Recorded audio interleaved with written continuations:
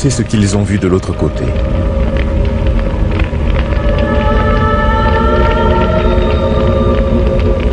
Ceux qui sont allés jusqu'au bord du précipice pour revenir ensuite décrivent leur peur, leur souffrance et des fleuves de feu. Ils parlent des visages hideux des damnés et des plaintes lugubres des âmes égarées.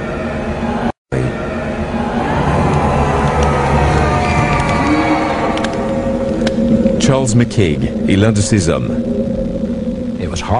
C'était horrible. C'était tout simplement incroyable. L'infirmière m'a dit que mes cheveux étaient tout hérissés et mes pupilles dilatées. Tous ceux qui étaient là savaient que j'étais terrifié.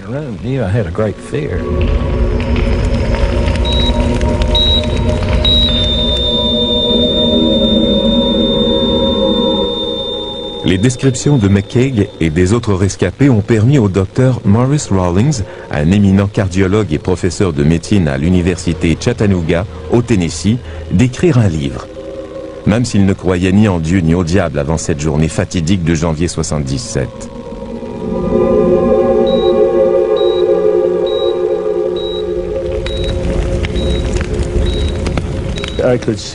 Je voyais bien qu'il s'agissait d'expériences infernales et je sentais la présence de Jésus-Christ ou l'influence d'un esprit divin dans la pièce.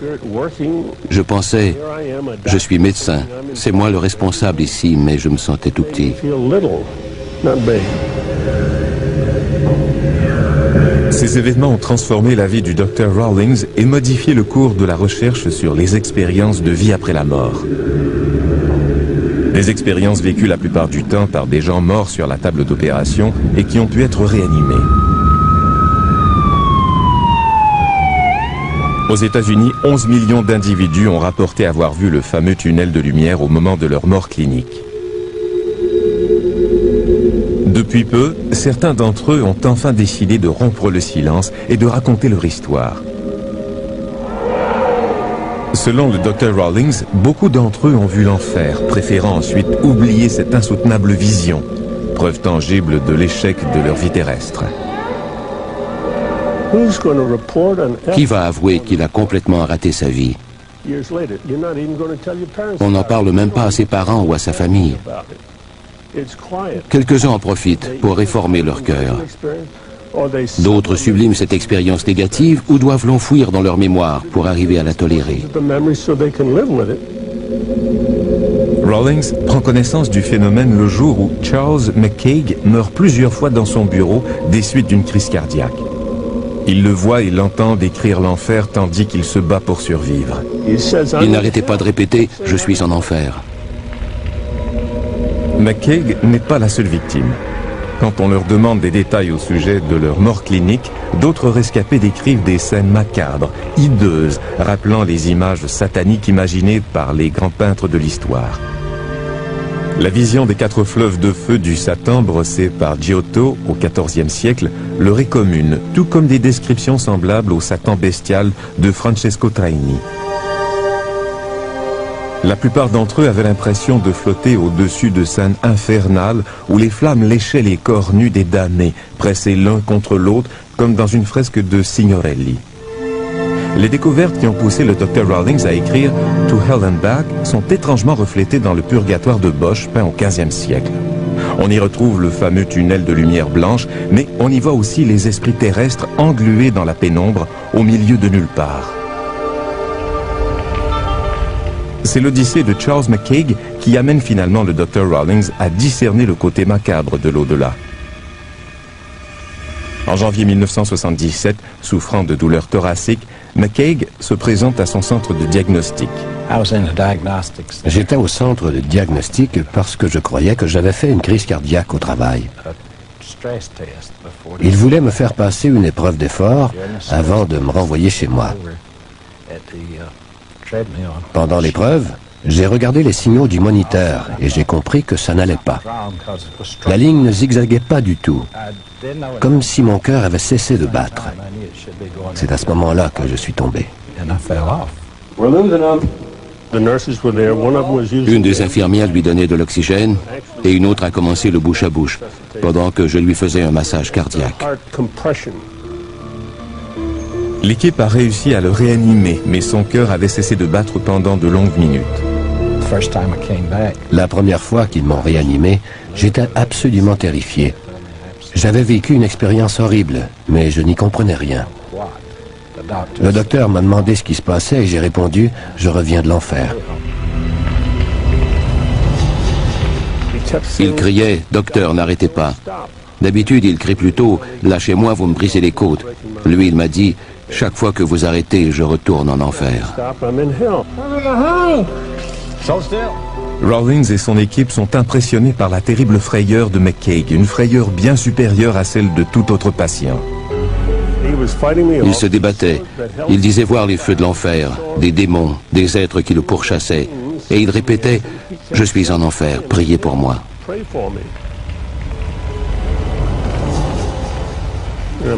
Je massais son cœur et en même temps j'ajustais le stimulateur. Dès que j'arrêtais, ses yeux se révulsaient, il devenait bleu et arrêtait de respirer.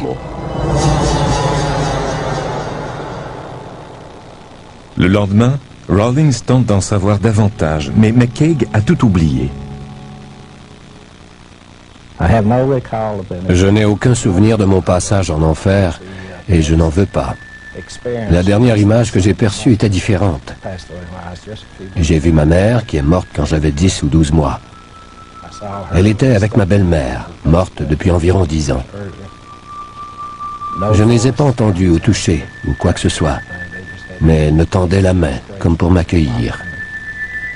Cette image semble avoir effacé tout souvenir de son passage en enfer.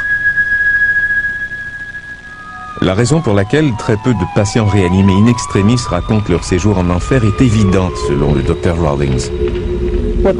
Qu'aviez-vous fait pour mériter l'enfer? Un homme, Ron Reagan, a raconté l'incroyable histoire de son voyage en enfer et a révélé pourquoi il méritait ce terrible sort.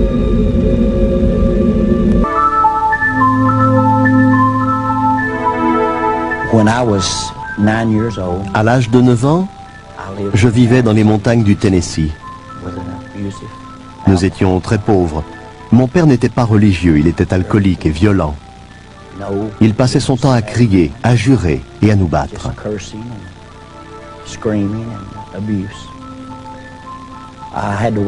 Pour aller à l'école, je devais attraper l'autobus scolaire qui passait à 5 km de chez nous. Un jour, une dame veuve m'a arrêté au passage et m'a dit « J'ai un cadeau pour toi ». C'était un petit agneau. Nous sommes devenus vite inséparables. Le matin, il marchait à mes côtés et l'après-midi, il m'attendait près de l'arrêt d'autobus. Jusqu'à ce qu'un jour, il manque à l'appel. Quand je suis arrivé à la maison, mon père changeait un pneu en jurant. J'ai vu mon agneau en sang à côté de lui. Il l'avait tué avec le cric. Il le lui avait plongé dans le corps.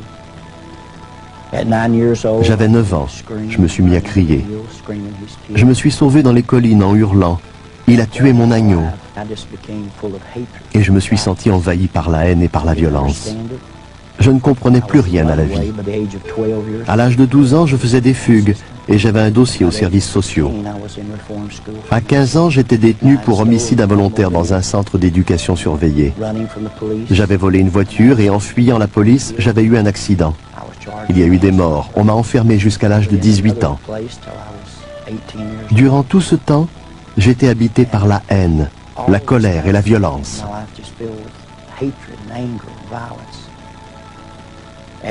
Entre-temps, j'ai tout de même fait la connaissance d'une jeune fille, Hélène. Personne ne voulait de moi à cause de mon caractère violent. Mais elle aperçut un autre aspect de moi. Et en 1964, nous nous sommes mariés. Elle avait 15 ans et moi 17. Nous n'avions pas d'argent, pas de travail, nulle part où habiter. Alors nous sommes partis à l'aventure. Nous dévalisions les débits de boissons et les stations-service en jouant à Bonnie and Clyde, je suppose. Peu après, ma vie sombrait dans la drogue et l'alcool.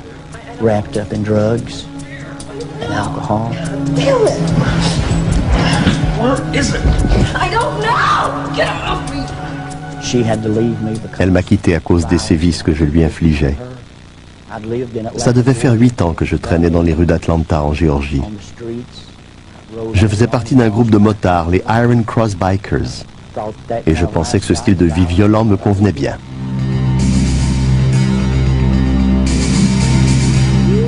Grandma! Grandma! Come on! Come on! Get this way! Get this way! Get this way! Come on! Come on! Yeah, I know. Grandma!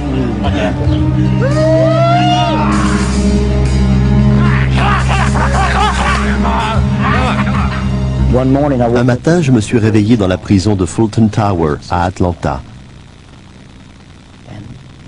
Ils m'ont dit, on n'en finit pas de t'arrêter pour coups, blessures et usage illégal d'une arme à feu.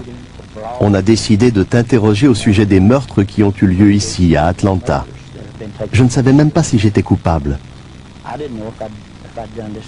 Je ne me souvenais de rien, j'avais pris trop de drogue.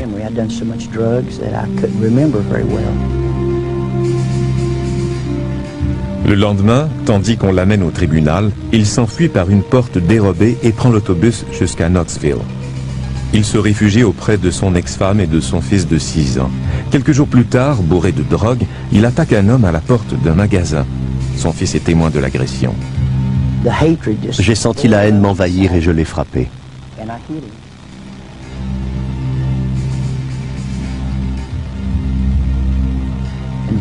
Il s'est relevé en tenant un tesson de bouteille et il s'est mis à me poignarder. J'ai levé mon bras gauche pour me protéger le visage et il m'a atteint au bras, tranchant le biceps, les ligaments et l'artère principale. Ensuite, il a tranché l'artère de ma jambe et le commerçant m'a dit « Il faut aller à l'hôpital tout de suite, vous allez saigner à mort ». Mon fils était là. Il n'avait que 5 ou 6 ans et il était bouleversé.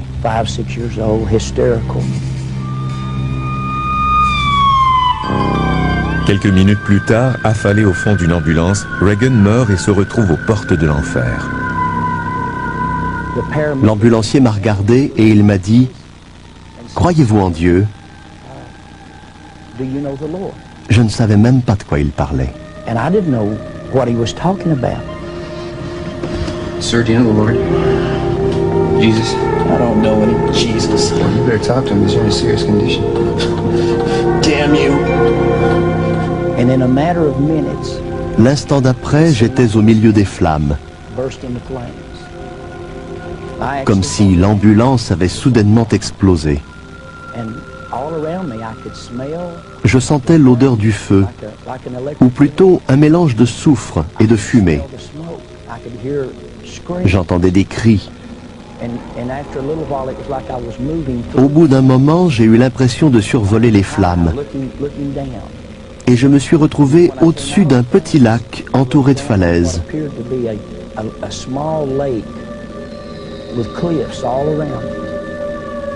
Le lac était en flammes et une foule de gens y brûlaient. Ils brûlaient et hurlaient. Tout à coup, leurs visages se sont rapprochés et j'en ai reconnu quelques-uns.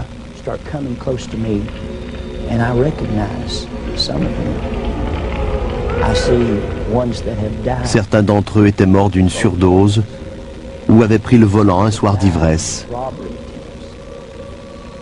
D'autres avaient été tués durant un vol à main armée ou au cours d'une bagarre. Ils criaient tous mon nom. « Ronnie, ne viens pas.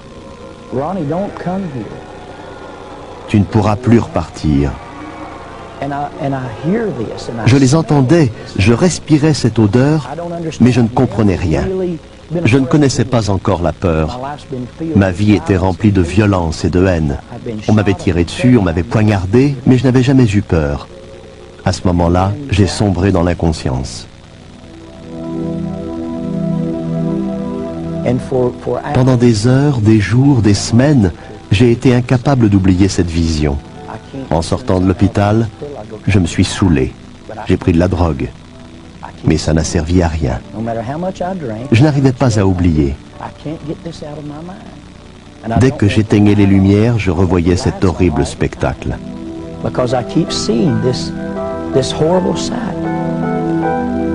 Le lendemain, sa femme le convainc de l'accompagner à l'église. Un homme a pris la parole. Je ne connais rien à la religion, Mais il s'est mis à lire l'Évangile selon Saint Jean, chapitre 1, verset 29.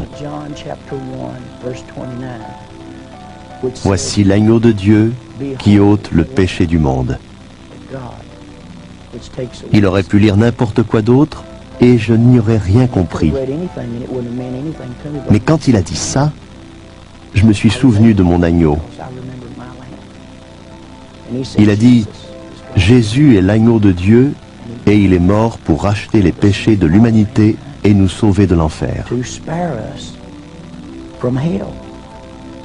Il s'est mis à décrire l'enfer et je me suis dit, c'est ce que j'ai vu. Quelqu'un m'explique enfin ma vision. On ne m'avait pas appris à prier. J'étais impie. Mais j'ai dit, mon Dieu, si vous existez, si Jésus existe, et que vous essayez de communiquer avec moi, par pitié, tuez-moi ou guérissez mon âme.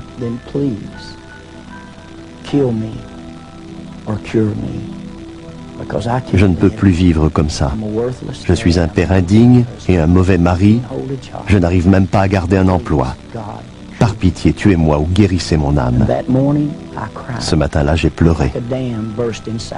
Une digue s'est rompue en moi, libérant dans un torrent de larmes toute la haine, la colère et la violence que j'avais emmagasinée depuis l'âge de 9 ans.